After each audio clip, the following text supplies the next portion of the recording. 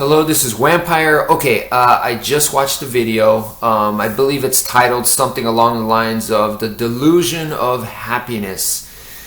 And what the guy was saying in the video, basically, to sum it up, was that either whether you're a person that's very, very positive, or whether on the other spectrum you're a person that's very, very negative, either way, these are delusions. It's not real, because reality is just is. That he's saying that reality is neither positive or negative, it just exists. So we, the humans, are the ones attaching these positive or negative views to the situation. So we're making it up. So in that sense, if it's all just a delusion, why not pick the positive one? That's what he's saying. If it's all a lie, why not pick the happy lie?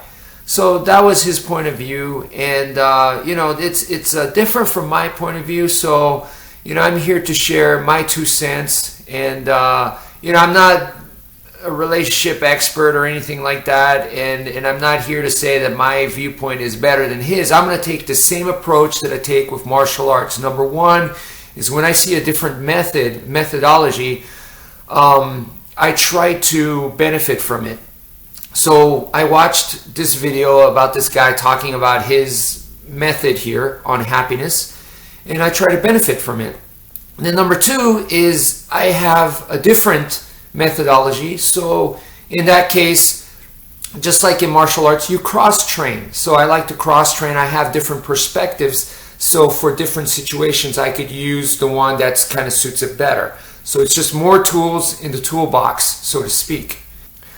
Okay, so anyway, my 2 cents, my perspective, like I said, is a little bit different, because in the martial arts, one of the main things is that even if you train for health and whatnot, because it is martial arts, the art of warfare, we want to have a realistic point of view. So the whole idea of delusion is not a good thing. We don't want delusion, we don't want illusions, we want truth. So the important part is the pursuit of truth. That is what we're doing in martial arts. Sadly, you can look up on YouTube, people become very, very rude and disrespectful, and they become assholes, basically. They feel like if you are pursuing the truth, you have the right to be this way, which they're completely wrong. That's not right. I don't believe in that. But I do agree with the fact that you are supposed to be heading towards discovery of the truth. Why? Because, that's what we want to do in real life. We want to adapt to real life. We want to be able to understand it and overcome the trials and the problems that come our way. So we want to survive, and if you look at yourself, even at a microscopic level, every single cell in our body is fighting to survive, to live. And whether we like it or not, the real world can be a very harsh place. There's no room for weak people. It weeds out the weak, and only the strong can survive type of thing. There is a dog-eat-dog kind of world out there, whether we like it or not. Now, I definitely don't believe that we should act that way, because the martial path idea is how you walk the path is more important than reaching the goal. So if you're a dog-eat-dog kind of person, you just want to reach the goal. You don't care if you backstab people, if how many people you hurt, you don't care. You just want to get to the goal. So that's not martial arts, in my opinion. Martial arts done properly is also like, it should be a spiritual path as well. So how you climb the mountain, you go up there helping other people, being nice to people and stuff like that, and protecting and caring for other people, and taking the time to be patient and explain things and stuff. So, nurturing, to me, that's very, very important, and that, to me, adds to the society. So you're making society a better place. Now, I'm talking about basically being a nice guy right there. But in order to be nice, you have to be strong. Because to me, the way I describe nice is not a doormat.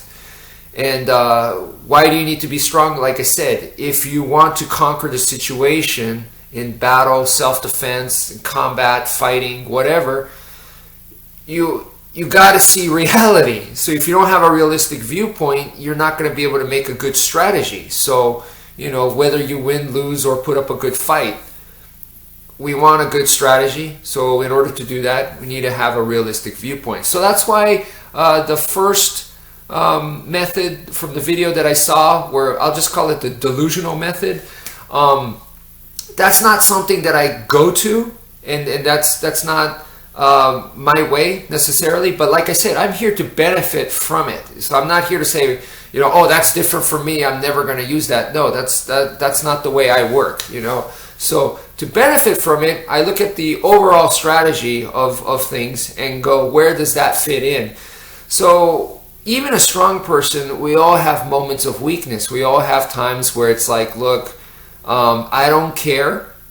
I don't care if I can't handle the truth right now because I am feeling weak for whatever reason, and I don't want to deal with the truth. I just want to feel better. I've taken a beating, and I just want to feel happy right now, you know. And I understand that happens to anybody and everybody, even the strongest people on the planet. They have moments of weakness like that. So at that time, the delusional method can work very, very good. I can't handle the truth right now. Let me just relax. Let me just be happy. I don't care if this happiness is only temporary or it's not real. That's okay. Let me just take a breather, you know, until I can recover. So in that case, that method is going to work out very well.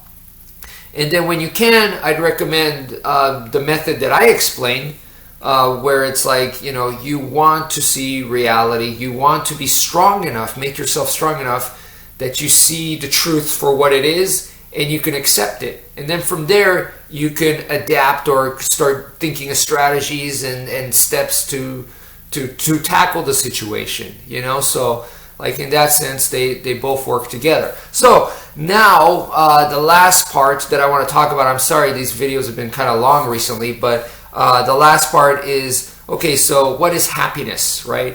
And to me, let me describe a situation that I clearly, vividly remember where I was like, man, I was super happy, all right? So the one time I went into Luby's, and I went into Luby's by myself, and I was hungry, wanted to treat myself because I was having a hard, you know, week, month, or whatever. Go in there, and I'm standing in line, and I see creme brulee, and I'm like, whoa, they have creme brulee here, you know? And the places where I normally eat creme brulee was Ruth's Chris or some really fancy French restaurant. That's where I had experience. I guess this was like before, you know, La Madeleine's or something. But yeah, those are the places where I had experienced creme brulee. And I was like, they have it here. I can't believe it.